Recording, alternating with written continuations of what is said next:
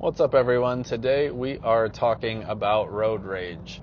And if we have yet to meet, I am glad we're meeting now. My name is Eli Button. I'm a social worker, senior living expert, and a real estate agent in Boulder County. And in my years of social work and my years of practice as a mental health counselor and therapist for people, there's been one example about road rage that I've used to help people kind of process the whole continuum of the cognitive behavioral therapy framework.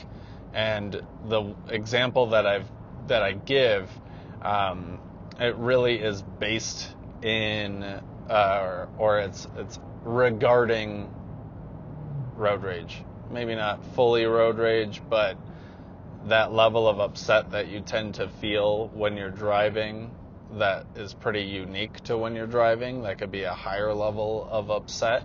Maybe that's because you're driving a vehicle so fast, and if anything happens, the risks are so great that your emotions become heightened and you're aware of what's happening around you. So you're in this state of hyper awareness and a bit anxious about the potential of what could happen to you if something goes wrong. Or you're on your phone and not paying attention to driving at all. But I use this example. I've used it a lot in therapy. I wrote it in my book. I felt like this one example seems to be pretty helpful for folks, at least in our culture, United States, to understand what cognitive behavioral therapy is, and then also hopefully change their perspective when a situation comes up on the road that's upsetting to them. So anyway, that's all preface. We're getting to it now. So generally speaking, if you're driving down the road, and say it doesn't really matter what road you're on, but you're driving down the road and somebody just swerves right in front of you, they might tap their brakes really quickly and then they peel off and zoom away. And that might feel like they are doing this to you. If you're the person who's behind this witnessing it, your immediate reaction might feel like your immediate reaction might be that of the person who is doing this aggressive driving is doing it because of me or to bother me or something that has to do with me, the person who is witnessing it. So here's the situation. The situation, and that's section 1 of the cognitive behavioral therapy framework, is the situation. That is the event that exists, the thing that happens. And a situation can be anything, and they happen all the time. So the situation is what happens. That's the person swerving in front of you, cutting you off. The next step is the automatic thought. There are 4 total steps, so we're on step 2, automatic thought. So the person swerves, that's the situation. They cut you off, that's the situation. Mike the situation, Jersey Shore. So they have the situation is that you got cut off. The second step is the automatic thought. A lot of us default to the thought of, who does this person think they are? Like, how could they just cut me off like that? We might say things way more aggressive than that. We might get pretty fired up and feel like this is, again, a wrongdoing meant for me. This person is doing wrong unto me. So, situation's the same. Person swerved. Our automatic thought is, who do they think they are? That then influences our feelings. So that is step 3. So we have our situation, we have our automatic thought about the situation. Now we've moved on to step 3, which is how we feel. So if we're starting to think, who's this person think they are? Those thoughts manifest feelings of upset. You might get angry, upset, or more. So we have the situation, we have what we say to ourselves about the situation. That causes us to feel a certain way. So now we have our 3 out of 4 steps, our last step being behavior. Behavior is also action.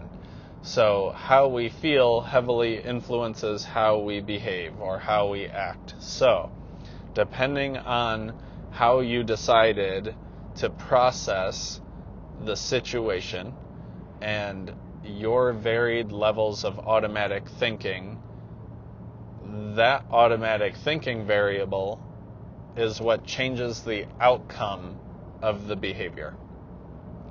So everybody has been, if you've driven before, there's a good chance you've been cut off on the road. Your reaction might be different than somebody that you've ridden in the car with when they got cut off. Their reaction could have been different than yours. You get it. So the same thing is happening, but the way that we think about it changes how we react. And maybe some people say, come on, man, and they just throw a hand up. Maybe somebody flips them off. Maybe another person follows them to wherever they're going and yells at them. Maybe somebody rear ends the car in front of them because they're so upset, or tries to drive them off the road. There are so many variations to the behavior, but that all is influenced by the thinking, the step 2. You can't control step 1, but if you control step 2, how you think about the situation, you control the rest of the outcome, everything else that happens after that. So, somebody cut you off. Same person cut you off. The thought behind it changes from, who do they think they are, to, I hope they're okay. Now, there's no proof either way that somebody cut you off to upset you versus somebody cut you off because they're in an emergency, or their mom is actively dying at the hospital, or their wife is giving birth in the passenger seat. We don't know. And that's essentially the gift of understanding that part of life, is that we just don't know. And it's so freeing, because you could probably understand that when you're driving down the road and somebody looks at your car and maybe they see you in your car, it's probably safe to say that that person doesn't know you, doesn't know everything about you. But they might think that they know about you based on their own automatic thoughts.